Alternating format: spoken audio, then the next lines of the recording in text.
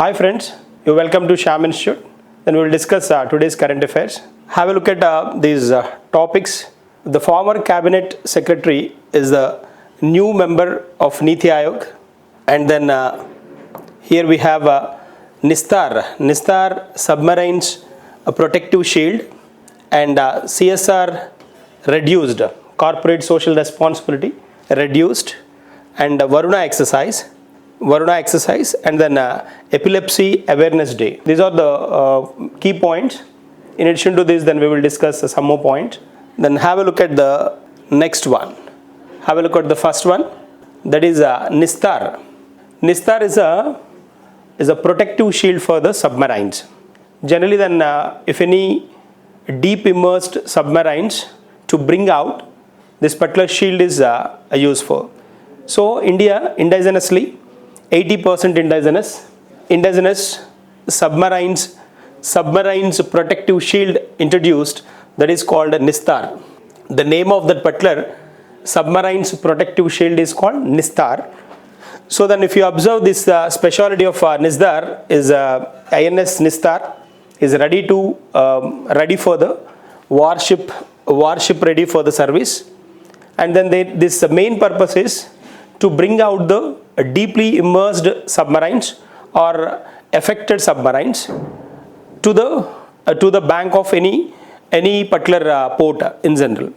So here then if you observe the dimensions of this, the weight of this particular INS Nistar is 9,350 tons, and length is 118.4 meters, width is 22.8 meters, and then the projected cost is 2,396 crores. Is a sensor navigator radars are inserted in this one, so which will useful to this particular radar sensors are useful to get identify the submarines. So be clear with this one. The name of the submarines protective shield is called Nistar. The main purpose of Nistar is to bring out the deeply immersed submarines or collapsed submarines into a right position. And then we come across the dimensions, and the projected cost is 2,396 crores. So like these are the special things of this particular Nistar, and this is completely under hands of prepared by Hindustan Shipyard Limited, that is HSL Hindustan Shipyard Limited, then manufactured this one. 80% support, 80% indigenous one. That is the context of Nistar. Be clear. Certainly then they may ask a question. Recently Hindustan Shipyard Limited introduced a submarine protecting shield. What is the name of that, then they may ask. So that is INS Nistar or Nistar. I'm moving forward to the next one. Yeah, have a look at this one. Yes, reduced social responsibility. All we are familiar with the word CSR. CSR stands for a corporate social responsibility. Corporate social responsibility. Under this corporate social responsibility, every corporate company should sponsor some amount for the development of rural infrastructure, or development that particular amount for the defense widows likewise. So every corporate company, the corporate company is a company which earns more than 4 crores per annum. A corporate company is a company which earns more than 4 crores per annum, which is considered as a corporate company. They should spend 2% of their annual profit, 2% of their annual profit towards a CSR. In general, 2% of average income of average profit of that company in 3 consecutive years. So 3 consecutive years, 2% of net profit given as corporate social responsibility. So that is a tag in here we have. And then this particular CSR generally spent towards, and then these corporate companies spend this amount towards rural infrastructure, for the development of rural infrastructure, and one way. They can spend towards defense widows. They can spend towards defense widows and for the development of drinking water facilities in urban areas or rural areas, etc. These are the areas they can spend in general. And then this particular context says reduced social responsibility.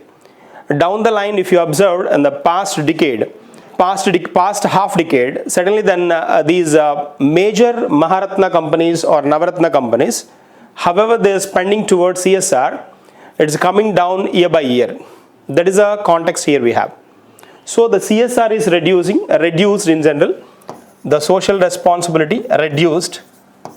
Here if you observe the ONGC, IOCL, BPCL, HPCS, GAIL or OIL, compared with the previous years their CSR, the present CSR, corporate social responsibility amount decreased. That is the context here.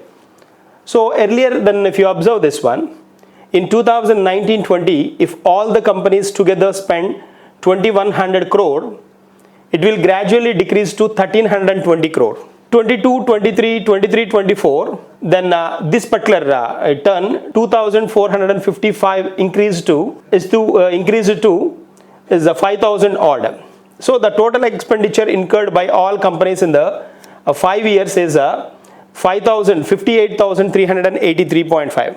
As a whole, then the social responsibility of the companies reduced. So that is there in our news. So we have to recall all this stuff. All Maharatna companies, the so-called big companies, their CSR is reduced compared with the previous year. That is a simple context here. So corporate social responsibility is a amount spent by the corporate companies towards the society for the development of the society, and then that should be 2% of their net profit for 3 consecutive years. And this amount can be spent towards the development of rural infrastructure. They can spend towards defense widows and for providing drinking water facilities in rural areas or urban areas they can spend. That is a context. So this is about the CSR. I'm moving to the next one.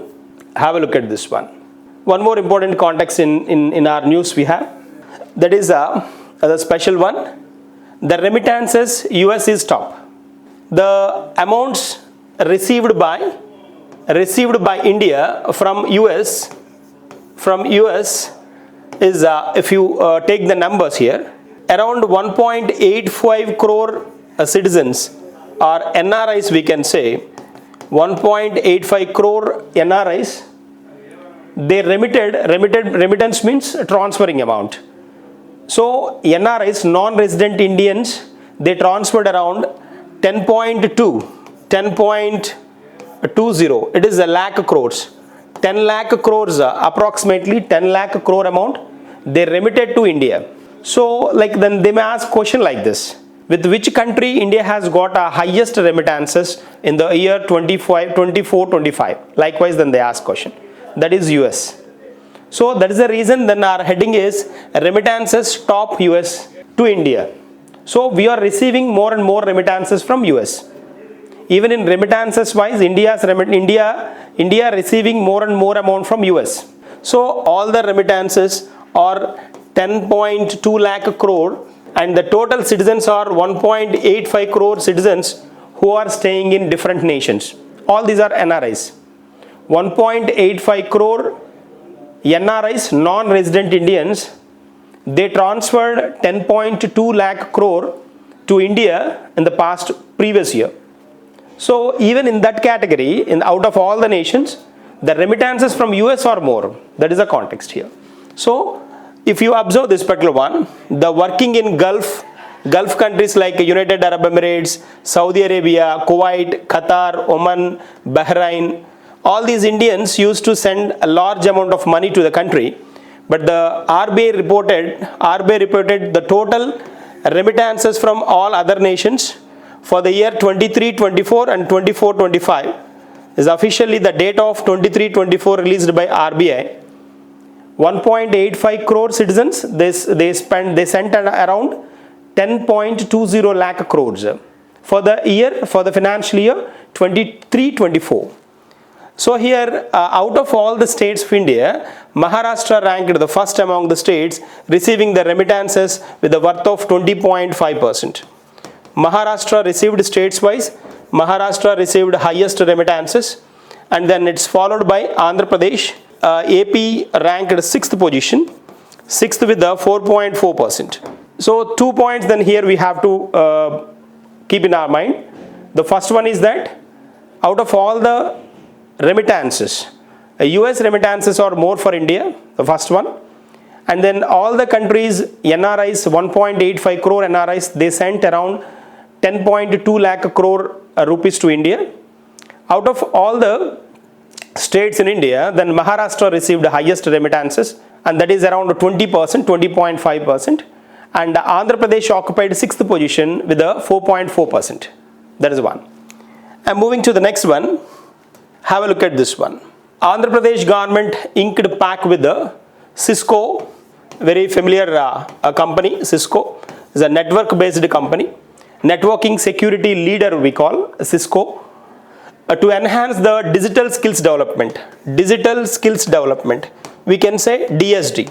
To improve the digital skills in Andhra Pradesh, the state government's HRD minister Lokesh then a pact with the joint hands with the Cisco brand. Cisco, everyone knows, is a network security leader, so which will extend its support to the state in the context of digital skills development. That's the context here. So with which company Andhra Pradesh government tied up is important, that is Cisco. Cisco called as a network security leader.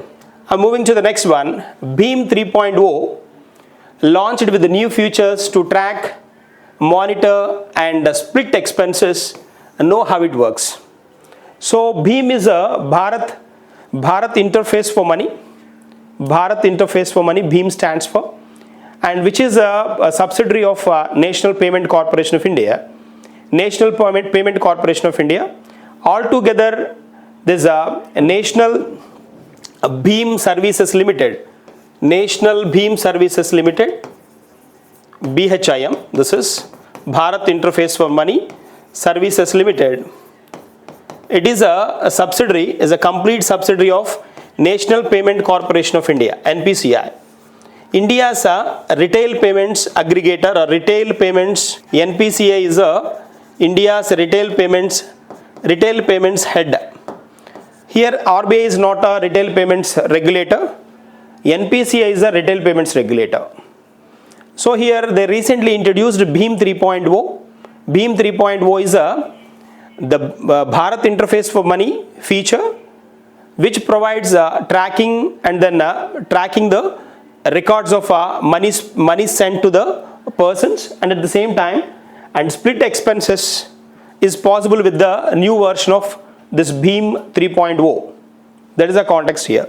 And here, like if you observe, we can split expenses, that is the one advantage. We can track the expenditure, and then this particular facility available in 15 languages. That is the facility. That is a advantage with this advanced BHIM 3.0. So BHIM stands for Bharat Interface for Money. NBSL is a National BHIM Services Limited, which is a complete subsidiary of NPCI. NPCI was officially introduced in 2008, National Payment Corporation of India, which looks after the retail payments in India.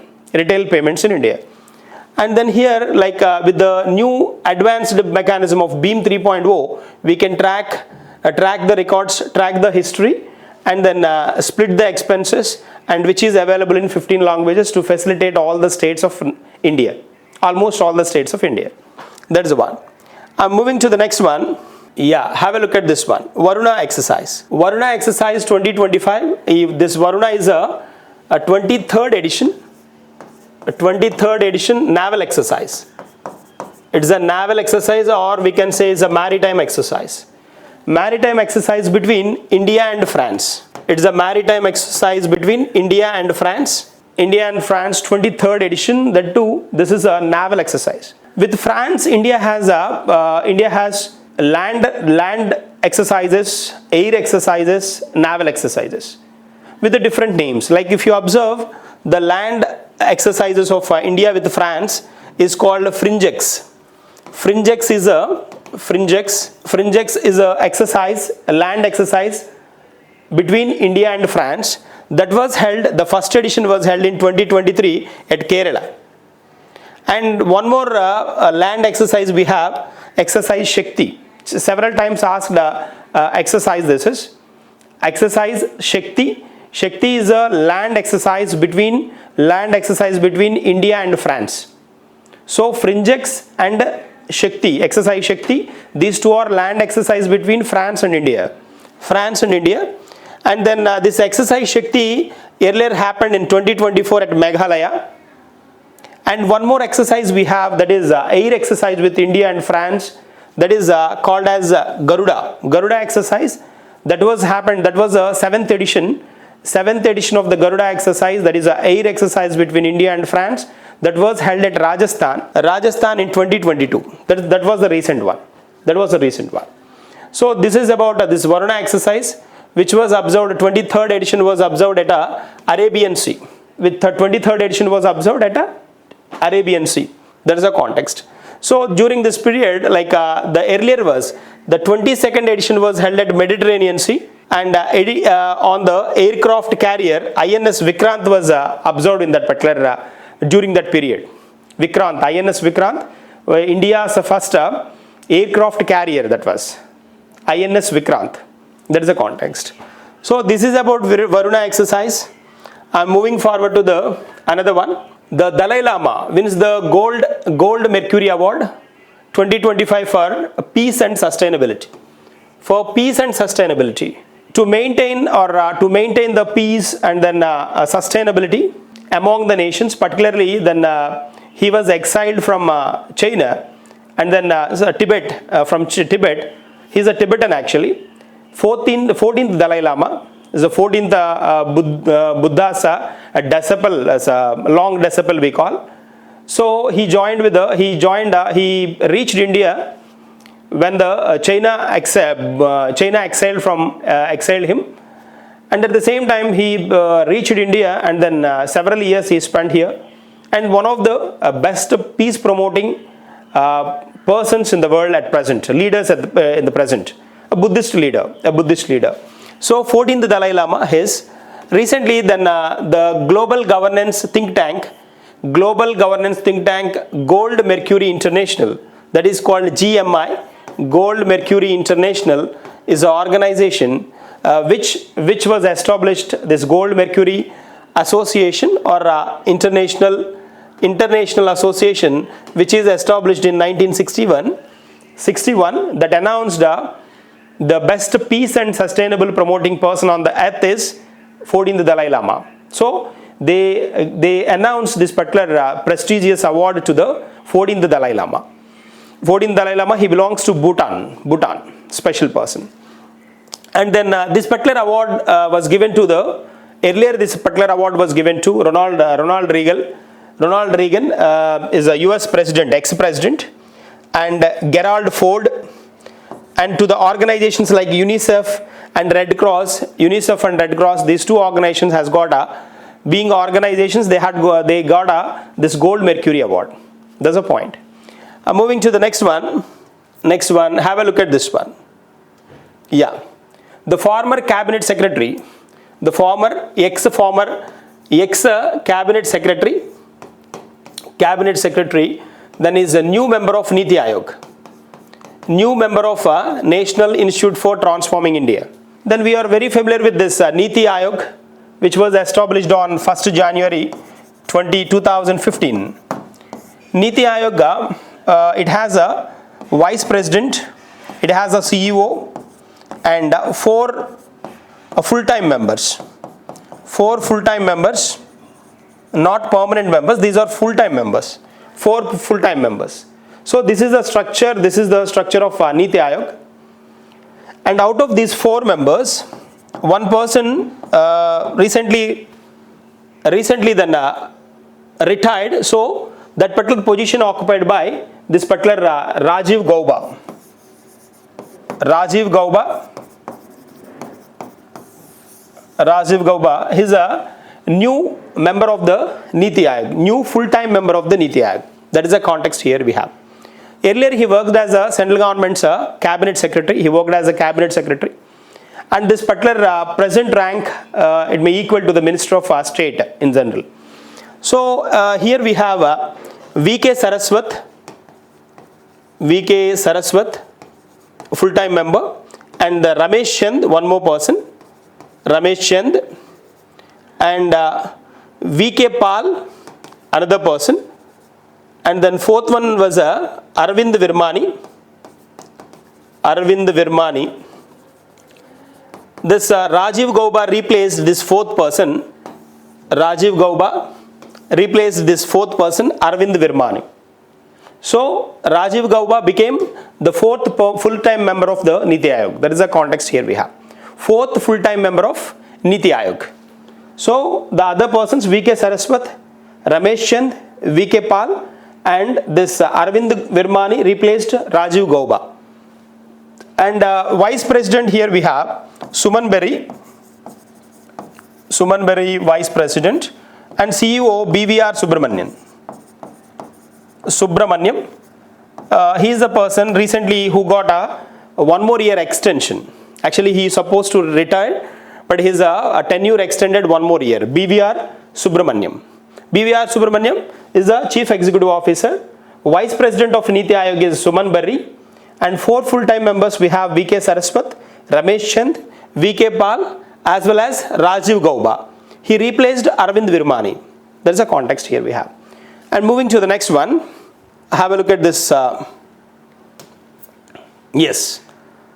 Today is a special day here we have. That is Epilepsy Day. Epilepsy. This Epilepsy Awareness Day is observed on March 26th. Generally then this day is called a Purple Day. Purple Day because